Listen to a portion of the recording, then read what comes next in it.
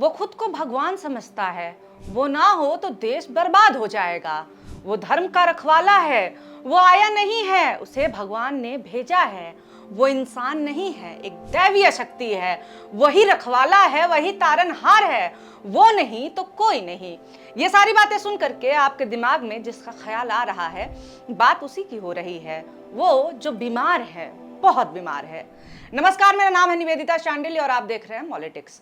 पिछले कुछ दिनों से प्रधानमंत्री नरेंद्र मोदी अपने भक्त की इमेज को तोड़कर भगवान की इमेज बनाते हुए नजर आ रहे हैं। वो 2014 में सेवक बने, 2019 में चौकीदार और अब 2024 में भगवान बन गए हैं। हाल के इंटरव्यूज में वो ये कहते हुए नजर आ रहे हैं कि मैं तो बायोलॉजिकल हूं ही नहीं।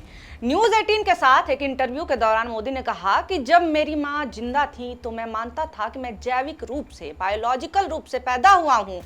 उनके निधन के बाद, अपने सभी अनुभवों पर विचार करने के बाद मुझे यकीन हो गया है कि भगवान ने मुझे भेजा है। पहले जब तक माँ जिंदा थी मुझे लगता था कि शायद बायोलॉजिकली मुझे जन्म दिया गया है। माँ के जाने के बाद इन सारे अनुभवों को मैं जोड़ करके देखता हूँ तो मैं कन्विंस हो चुका हूँ। इसके अलावा उड़ीसा में भी एक रैली में प्रधानमंत्री ये साबित करने की कोशिश करते हैं कि वो इंसान है ही नहीं। पीएम मोदी ने कहा कि मेरे इंसान पैदा होने की कोई संभावना नहीं है, जैविक रूप से मेरे पैदा होने का कोई मौका नहीं है। ये परमात्मा था जिसने मुझे इस दुनिया में भेजा, मैं जैविक रूप से पैदा नहीं हो सकता था। आगे ये भी कहा कि भगवान ने मुझे इस धरती पर कुछ करने के लिए भेजा है। अब मोदी जी ने कहा है तो कुछ सोच कर ही कहा होगा। भाजपा के नेता इस बात को दोहराने लगे। भक्त उन्हें भगवान मानते ही हैं। प्रधानमंत्री मोदी की इस बात का मजाक राहुल गांधी जैसे बड़े विपक्षी नेता उड़ाने लगे। मुझे इन दोनों से ही नाराजगी है। इस समय जब इंसान को मदद की जरूरत है, तब समर्थक उनके रोग को बढ़ा रहे हैं और विपक्षी मजाक उड़ा रहे हैं। मोदी जी की बातों से साफ पता चल रहा है कि वो मनोरोग के शिकार हो चुके हैं। मैं कोई मनोवैज्ञानिक नहीं हूं, पर मनोविज्ञान की छात्रा रही हूं। जो लक्षण इस समय मोदी जी में नजर आ रहे हैं, वो एक ही बीमारी की तरफ इशारा कर रहे हैं, नार्सिसिस्टिक पर्सनैलिटी डिसऑर्डर। सबसे पहले इस बीमारी के बारे में थोड़ा सा जान लेते हैं। इस बीमारी का नाम ग्रीक माइथोलॉजी से लिया गया है, जहां पे नार्सिस अपनी ही छवि देख करके इतना मोहित हो गया कि अपनी मौत तक लगातार अपनी छवि ही देखता रह गया। तो वहीं से नार्सिसिस्टिक शब्द बना है। इस बीमारी के कई लक्षण हैं और वो लक्षण इस समय प्रधानमंत्री में साफ साफ नजर आ रहे हैं। सबसे पहला है God complex. God complex narcissistic personality disorder, mania और कई बार स्किज़ोफ्रेनिया के लक्षणों में से भी एक माना जाता है। जब कोई मानसिक रोगी गॉड कॉम्प्लेक्स का शिकार होता है तो उसे लगने लगता है कि वो इंसान तो है ही नहीं, हो ही नहीं सकता। बीमार इंसान को लगने लगता है या तो वो भगवान का भेजा हुआ दूत है या फिर खुद ही भगवान है। उसे लगने लगता है कि वो एक आम इंसान हो ही नहीं सकता है, वो दैवीय शक्ति है, तुच्छ मनुष्यों को भगवान का तोहफा है। इस बीमारी के लक्षण सुनने के बाद प्रधानमंत्री जी के बयान सुनकर के चिंता होने लगती है। बुजुर्ग इंसान को इस तरह से बीमारी होना कोई मजाक की बात नहीं है, इसे गंभीरता से लेना चाहिए। इस बीमारी का इलाज संभव है और बीमार को जल्द से जल्द स्वास्थ्य सेवाएं लेनी चाहिए। मानसिक बीमारी हमारे देश में अभी भी टैबू है, शायद इसीलिए बीमारी की बात ना मरीज मानता है ना उसके सहयोगी मानते हैं। इससे पहले आप ये कहें कि केवल बयानों के आधार पर किसी के मानसिक संतुलन को हिला हुआ बताना ठीक नहीं है। उससे पहले हम डिटेल में इस बीमारी के लक्षणों के बारे में जान लेते हैं। वीडियो खत्म होते होते आपको भी लगने लगेगा कि लड़की बात तो ठीक कह रही है। लक्षण और हरकत मैं आपको बता रही हूँ, मेल मिलान आप कर लीजिएगा। सबसे पहले लक्षणों में से एक होता है ब्रैगिंग, यानी अपनी तारीफ में लंबी लंबी फेंकना। ये एनपीडी का एक लक्षण है। पिछले कुछ दिनों में, ज्यादा पीछे नहीं जाऊंगी वरना हजारों उदाहरण देने पड़ जाएंगे, पर पिछले कुछ दिनों की ही बातें मैं आपको याद दिला देती हूँ। रजत शर्मा से बात करते हुए मोदी जी अपनी तारीफों के खुद ही पुल बांधते हैं। बाकी एंकरों के भी साथ किया है, लेकिन अभी पहले रजत शर्मा वाली बात कर लेते हैं। और इसके लिए वो देश के पुराने प्रधानमंत्रियों का मजाक उड़ाते हैं, केवल और केवल अपने आप को बड़ा दिखाने के लिए। वैसे ये कोई पहली बार नहीं है, एक बार जरा देखिए स्वघोषित विश्व गुरु वाली भाषा को। पहले कोई प्रधानमंत्री जाते थे तो पता नहीं चलता था कि गए हैं।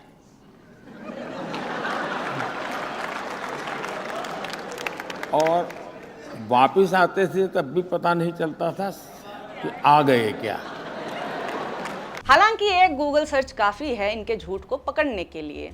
वैसे इसमें इनका कोई दोष नहीं है, ये बीमारी है ही ऐसी। अगर इंसान सामान्य होता तो खुद को भगवान कहता या फिर ये कहता। ऐसा है वो ताकत को मैं खुद लाहौर जाकर के चेक करके आया हूं और बिना कोई सिक्योरिटी चेक में सीधा चला गया। ऐसा नहीं है कि वो देश की जनता को इतना मूर्ख समझते हैं जो ये यकीन कर लेगी कि मोदी जी बिना पाकिस्तान की इजाजत के ही लाहौर में लैंड हो गए थे। वो मजबूर हैं। इस बीमारी के लक्षणों में से एक है हमेशा सत्ता और ताकत के ख्वाब देखना। जब 2024 में चुनाव हो रहे हों तब 47 तक सत्ता में रहने की बात करना ताकतवर बने रहने का सपना ही तो है। हमेशा ये सोचना कि वो बहुत यूनिक है, वो नहीं तो कोई नहीं। मोदी वर्सेस हु का नारा लगाने वाले इस समय मोदी जी के स्वास्थ्य को और नुकसान पहुंचा रहे हैं। बीमार को ये भी लगता है कि वो सुपीरियर है, सर्वश्रेष्ठ है, उसने जो किया है वो कोई नहीं कर सकता है, वो ऐतिहासिक है। देश में राम को वापस कौन लाया? मोदी जी ही लाए ना। प्रचार तो ऐसे ही चला कि राम जी छोटे से बच्चे हैं जो गुम गए थे, अब उनके गार्जियन मोदी जी उनकी उंगली पकड़ करके उन्हें सही दिशा में ले आए हैं।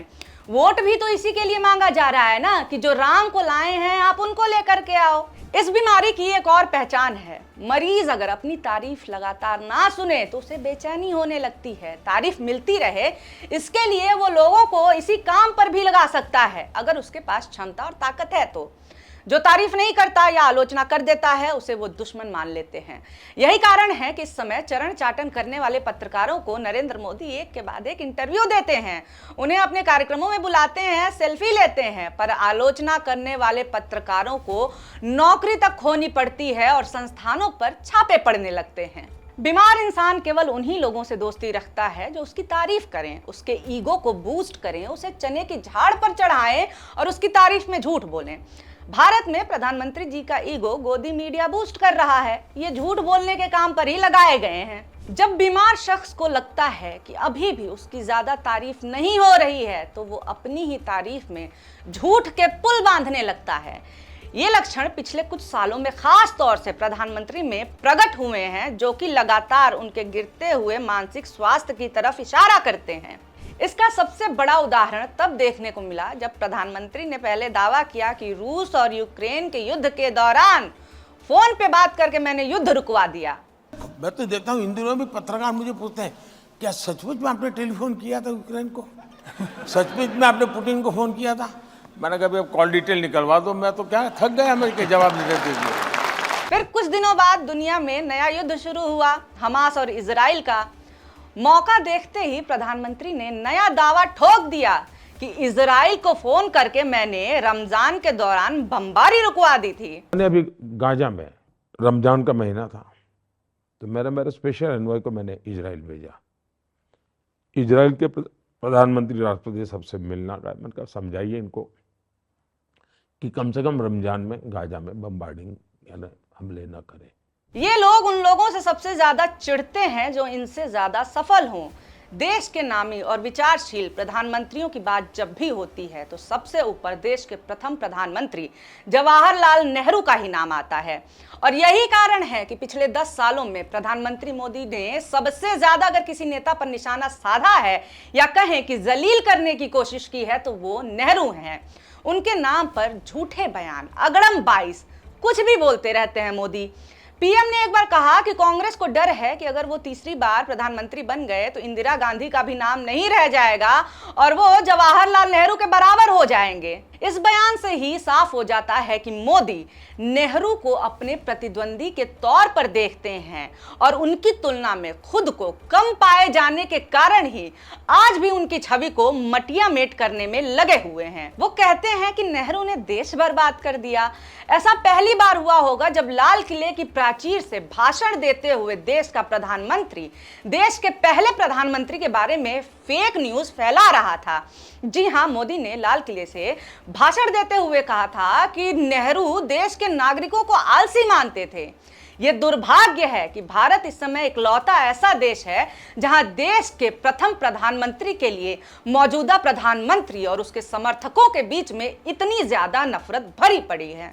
ऐसे लोग पकड़े जाने के डर से जो करते हैं उसे छुपाने के लिए उसके ठीक उल्टा भी बोलने लगते हैं और कई बार तो इसके लिए वो हास्य के पात्र बन जाते हैं।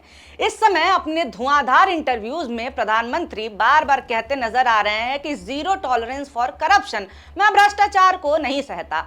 एक इंटरव्यू में प्रधानमंत्री ने कहा कि हमारे देश में भ्रष्टाचार में पकड़े गए लोग दूर रहते थे, आजकल तो भ्रष्टाचारियों को कंधे पर चढ़ा करके नाचा जा रहा है। हमारे देश में कभी भी भ्रष्टाचार में पकड़े गए लोग या किसी को आरोप भी लगा तो लोग 100 कदम दूर रहते थे।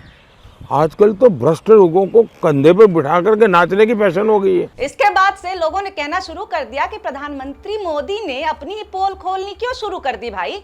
अजित पवार से लेकर हेमंत बिस्वा शर्मा तक की याद दिलाने की कोशिश करने लगे ये लोग, वो भ्रष्टाचारी जो मोदी की पार्टी में आते ही सर पर चढ़ा लिए गए। मोदी जी के ये बयान चिंताजनक हैं। दुनिया भर के तानाशाहों में गॉड कॉम्प्लेक्स पाया गया था। उत्तर कोरिया के तानाशाह किम जोंग उन में भी गॉड कॉम्प्लेक्स है। ये सारे तानाशाह नार्सिसिस्ट थे।